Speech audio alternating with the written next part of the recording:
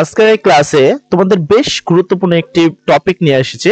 আর তোমরা কি নিয়ে পড়বে ভবিষ্যতে, অনেকে সায়েন্স আর কমার্সের মধ্যে কোনটি নিবে ঠিক বুঝতে পারছো না। অনেকে সায়েন্স আর কমার্সের মধ্যে অলরেডি অ্যাপ্লাই করে ফেলেছো যে আমরা বিজ্ঞান বিভাগ নিব বা মানবিক বা আর্টস যে কোনো একটা আমরা নিব। এবার অনেকে চাচ্ছ যে না আমরা আসলে কোনটা নিলে ভালো হয়, কোন সেক্টর গুলোতে আসলে ভালো ভালো জব রয়েছে, কোন কোন সেক্টর আমরা কি কি জব পেতে পারি ভবিষ্যতে, আমরা আসলে কখন কখন এই সায়েন্স আর কমার্স পরিবর্তন করতে পারি, কোন জায়গা থেকে আমরা বাকি সবগুলো বিভাগে যেতে পারবো, তবে কোন বিভাগ থেকে আমরা যেতে পারবো না।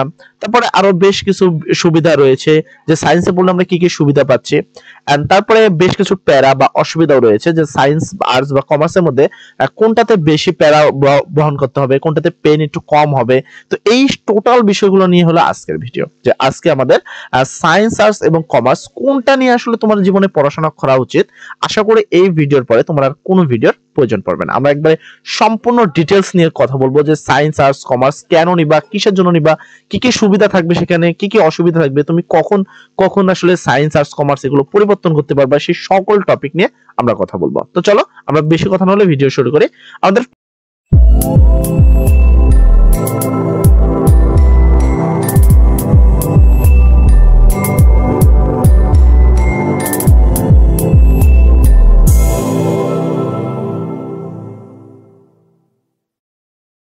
টপিকের নেম হলো কি নিয়ে পড়বে তুমি, অর্থাৎ কি নিয়ে পড়তে হবে তোমাকে।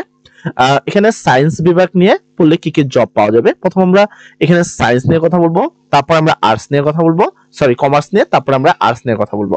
আর পাশাপাশি আমরা বেশ কিছু সুবিধা এন্ড অসুবিধা নিয়েও কথা বলবো, যে আসলে কোন কোন সেক্টর থেকে কোথায় সুইং করা যায় এবং কবে কবে সুইং করা যায়।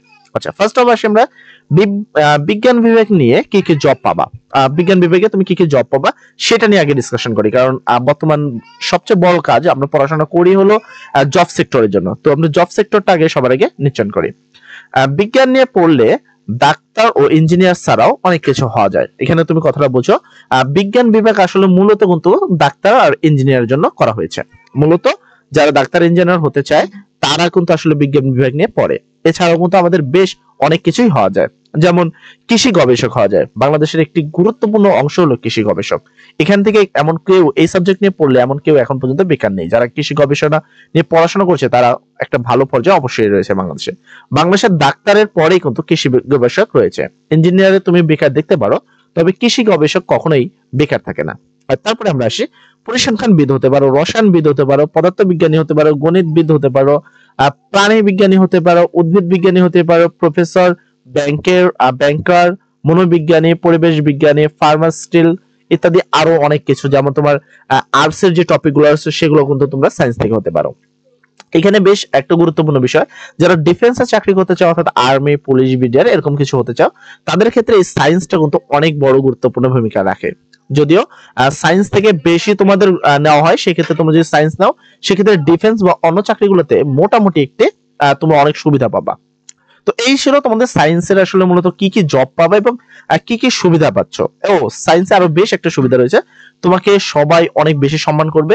ছোট ভাই থেকে শুরু করে পরিবারের সবাই কিন্তু প্রচুর পরিমাণ শ্রদ্ধা করবে তোমাদের। কেননা আমাদের সমাজে মনে করা হয় যারা সায়েন্স নিয়ে পড়ে তারা অনেক ব্রিলিয়ান্ট স্টুডেন্ট হয়ে থাকে এবং তাদেরকে মোটামুটি ছোট থেকে বড় সবাই কিন্তু সম্মান করে। সেক্ষেত্রে তোমার পরিবারেও তুমি একটা বিশাল বড় সুবিধা পাচ্ছ, অর্থাৎ তোমার কথা তুমি যা বলবা অন্তত সায়েন্স নিয়ে পড়লে সেক্ষেত্রে তোমার কথাটা কিন্তু শোনা হবে। এবার আসি আমরা সায়েন্সের বেশ কিছু অসুবিধা নিয়ে। ফার্স্ট অফ কথা হলো, সায়েন্স নিয়ে যারা পড়বা অর্থাৎ বিজ্ঞান বিভাগ নিয়ে যারা পড়বা তাদের ফার্স্ট সমস্যা হলো এটা অনেক কস্টলি পড়ে, অর্থাৎ তোমাদের অনেক ব্যয়বহুল পড়ে। একটি বিজ্ঞানের সাবজেক্টের একটি ছাত্রকে মিনিমাম কিছু সাবজেক্টে প্রাইভেট পড়তে হয়, যেটা প্রাইভেট খরচ ব্যয়বহুল হয়ে থাকে। এছাড়াও বেশ এদের কিন্তু বেতন থেকে শুরু করে বাকিগুলো মোটামুটি অন্যদের তুলনায় একটু বেশি থাকে। যেমন তুমি এখানে যদি বিজ্ঞান বিভাগে পড়ো, মিনিমাম তোমাকে সায়েন্স নিয়ে পড়লে পদার্থবিজ্ঞান, রসায়ন অর্থাৎ ফিজিক্স, কেমিস্ট্রি, আর তারপর তোমার হায়ার ম্যাথ, এই কয়টা সাবজেক্ট তোমাকে মাস্ট বি প্রাইভেট পড়তেই হয়। তারপরে কম্পালসরি যারা ইংলিশ রয়েছে তাদের তো বেশ তোমার প্রত্যেকটা মাসে 3 থেকে 4 হাজার টাকা কিন্তু খরচ হয়ে যাচ্ছে। তো সায়েন্সে এটা বেশ একটা অসুবিধা।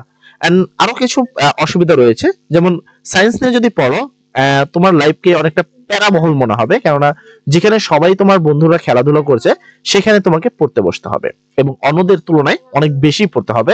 সায়েন্সের বর্তমান আমাদের বাংলাদেশের চাহিদা প্রচুর পরিমাণে রয়েছে, যার কারণে সায়েন্সে কম্পিটিশনটাও কিন্তু অনেক বেশি।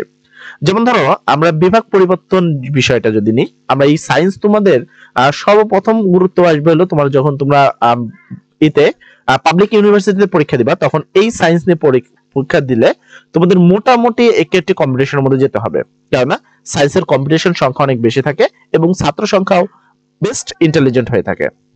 এবার আসি সায়েন্সের কিছু, এটা হলো আমাদের সায়েন্সের কিছু এবার সুবিধা নিয়ে। তুমি সায়েন্সের কি কি সুবিধা পেতে পারো? ফার্স্ট অফ তুমি সবার কাছে সম্মান পাচ্ছ, এর পাশাপাশি তুমি তোমার বন্ধুদের কাছে সময় দিতে পারবে না সায়েন্স নিয়ে পড়লে, এটা তোমার বেস্ট একটা প্যারাবহল মনে হতে পারে। এবার কমার্সের টপিক নিয়ে যদি কথা বলে, কমার্স নিয়ে পড়লে কি হতে পারবা? ও আরেকটা কথা হলো সায়েন্স কাদের জন্য বেস্ট অফ, আমি যা বলবো সায়েন্স হলো তাদের জন্য যারা বিশেষ করে গণিত বিষয়টা ভালো বোঝো, যারা গণিত সাবজেক্টটা ভালো বোঝো তারা তোমরা সায়েন্স নিতে পারো, কেননা সায়েন্সের ম্যাক্সিমাম অংশেই গণিত থাকে। পদার্থবিজ্ঞান, রসায়ন, এমনকি জীববিজ্ঞান যেটা মুখস্থ, সেখানেও কিন্তু আসলে ম্যাথ থাকে। তো যারা গণিত বিভাগ গণিত বিষয়টা ভালো লাগে, মজা লাগে, সেক্ষেত্রে তোমরা সায়েন্স নিয়ে পড়তে পারো। তবে গণিত যদি তোমার ভালো না লাগে সেক্ষেত্রে তুমি সায়েন্স নিবা না। আবার তারপরে আমরা আসবো কমার্স নিয়ে কথা বলি। কমার্স নিলে তুমি কি কি হতে পারো, সে বিষয়ে কি কি জব পাবা?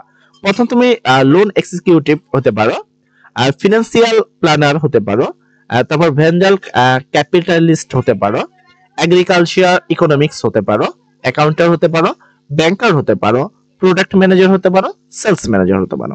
এছাড়াও মোটামুটি কমার্সের চাহিদা বাংলাদেশে একটু তুলনামূলক কম রয়েছে।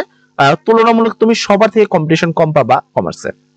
কমার্সের ছাত্র সংখ্যা খুবই কম হয়ে থাকে, এই কারণে কমার্সের বেশ একটু প্রবলেম থাকে। যেমন তোমাদের টিউশন মাস্টার খোঁজা একটু কঠিন হয়ে যায়, কারণ প্রাইভেট পড়ার জন্য খুব বেশি শিক্ষক থাকে না, এটা একটা অসুবিধা তোমাদের জন্য। আর বেশ আরো কিছু অসুবিধা রয়েছে কমার্সে, যেমন কমার্সে তোমাদের অঙ্কগুলো বেশ বড় হয়ে থাকে ট্যালির মতো। এন্ড কমার্সে মোটামুটি তুমি ধরতে পারো যে সায়েন্সের থেকে অনেকটাই সহজ, তবে এখানে তোমার মোটামুটি একটা অঙ্ক পারতে হবে। আর সবচেয়ে বড় অসুবিধা হলো কমার্সের যে বই, অর্থাৎ ইন্টারমিডিয়েট থেকে, সেখানে কিন্তু কমার্সের বইগুলো অনেক মোটা হয়ে থাকে, আর যেটা অনেকটাই অসুবিধা। আর এবার আমি আসি কমার্সে তোমার সুবিধা কি কি পাবা। কমার্সের সর্বপ্রথম সুবিধা হলো যখন তুমি ভার্সিটি অথবা কোনো পাবলিক এক্সামে অংশগ্রহণ করবা, আর সেক্ষেত্রে তোমাদের কিন্তু এই ক্ষেত্রে তোমরা অনেক সুবিধা পাবা। যেমন কমার্সের প্রত্যেকটা স্টুডেন্টের এখানে কিন্তু কম্পিটিশন অনেক কম থাকে। মানে সিট সংখ্যা যেখানে যদি তোমার 5,000 যদি সিট থাকে, সেখানে পরীক্ষায় দেয় 15,000 20,000। তো এর খুবই কম সংখ্যক, যেখানে সায়েন্সে তোমার 40 জনকে হারিয়ে একটা সিট পেতে হয়, সেখানে কমার্সের ক্ষেত্রে অন্তত 10 জনকে হারিয়ে তুমি একটা সিট অনায়াসে পেয়ে যাবা। এটা তোমাদের অনেকটা কমার্সের জন্য সুবিধা রয়েছে। এবার কমার্স কারা নিবা? বিশেষ করে যারা পরিসংখ্যান কোয়ালিটির অঙ্কগুলো করতে ভালোবাসো তারা কমার্স নিতে পারো। অনেকটা পরিসংখ্যানের যে অঙ্কগুলো রয়েছে ঠিক তেমনই অঙ্কগুলো থাকে এইখানে।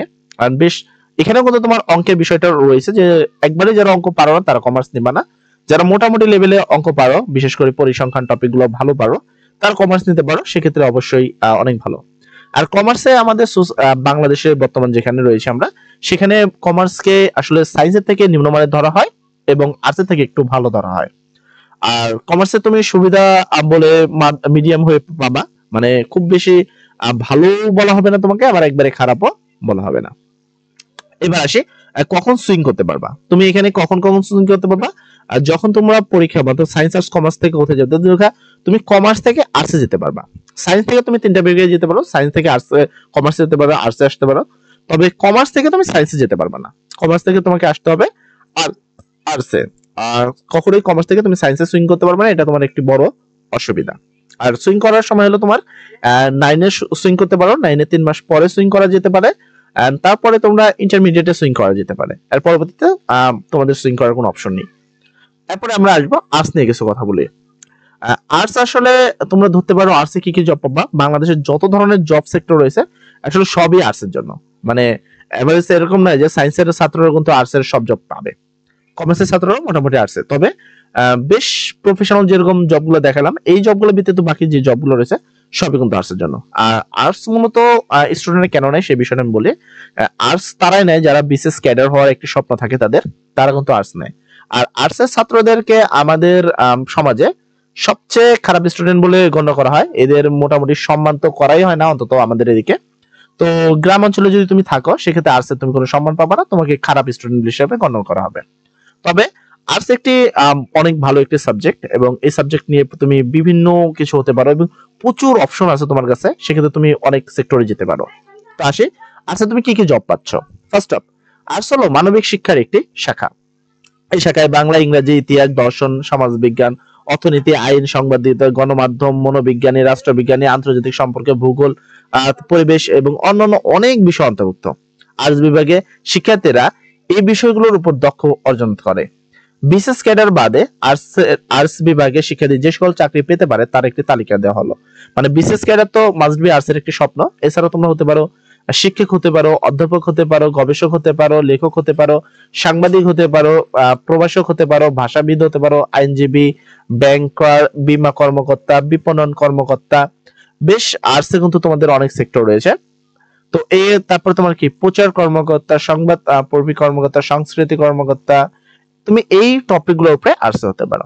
এবার আসি তোমাদের ছেলে মেয়েদের সবচেয়ে বড় যে সমস্যা, আর্টসে থাকলে তোমার লাইফে অনেক বিন্দাস হবে, অন্তত মিনিমাম ইন্টার লেভেল পর্যন্ত তুমি অনেক বিন্দাস থাকবে।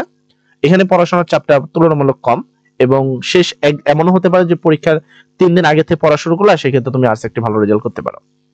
আর সেক্ষেত্রে কমার্সের একটু বিকল্প, তুমি কমার্সে যদি পরীক্ষার 3 দিন আগে থেকে পড়া শুরু করো সেক্ষেত্রে তুমি পাস হওয়ার কোনো চান্স নেই, সেক্ষেত্রে তোমাকে মিনিমাম 3 মাস সময় নিয়ে পড়তে হবে। আর সায়েন্স তো ডিফিকাল্ট, সায়েন্সে তোমার 3 মাসের কোনো কাজই নাই। এখানে এখানে তোমাকে বেশ গুরুত্বপূর্ণ সহকারে প্রথম থেকে পড়তে হবে। এখানে প্রচুর প্যারা বহন করতে হয়। এন্ড অনেকে মনে করে যে সায়েন্স নিয়ে সে জীবনে সবচেয়ে বড় ভুল করেছে। তো আশা করি তুমি সায়েন্স নিবা, আর্টস নিবা না কমার্স নিবা। যারা বিজ্ঞান, বিশেষ করে যারা অঙ্ক একবারেই ভালো পারো না তারা অবশ্যই আর্টস নিবা। যারা মোটামুটি অঙ্ক পারো তারা কমার্স নিতে পারো। আর যারা অঙ্ককে ভালোবাসো বা অঙ্ক করতে তোমার অনেক ভালো লাগে সেক্ষেত্রে তোমরা সায়েন্স নিতে পারো। পাশাপাশি তোমাদের পারিবারিক আর্থিক ব্যবস্থার উপরে ডিপেন্ড করে যে আসলে কোন স্কুলে কোন কলেজে ভর্তি হবা সেটা। পাশাপাশি সায়েন্স নিলে তোমাকে ব্যয়বহুল কিন্তু খরচ করতে হবে। আর কমার্স নিলেও মিনিমাম তোমাকে 2টা সাবজেক্ট প্রাইভেট পড়তে হয়। তো এখানেও তোমাকে বুঝে নিতে হবে। আর্টস নিলে ইংলিশটা মেজুয়াল, বাকিটা ইন্টারমিডিয়েটে আসলে কোনো ম্যাথ নাই আর্টসে। আর্টস নিলে তোমার লাইফ থেকে ইন্টারমিডিয়েটের পরে ম্যাথ সাবজেক্ট অর্থাৎ গণিত সাবজেক্টে সম্পূর্ণভাবে উঠে যাবে। আশা করি এই তোমরা সায়েন্স, আর্টস, কমার্সে কি কি হতে পারো, কি কি সুবিধা আর কি কি অসুবিধা, এই সব বিষয়গুলো খুব ভালো করে বুঝছো।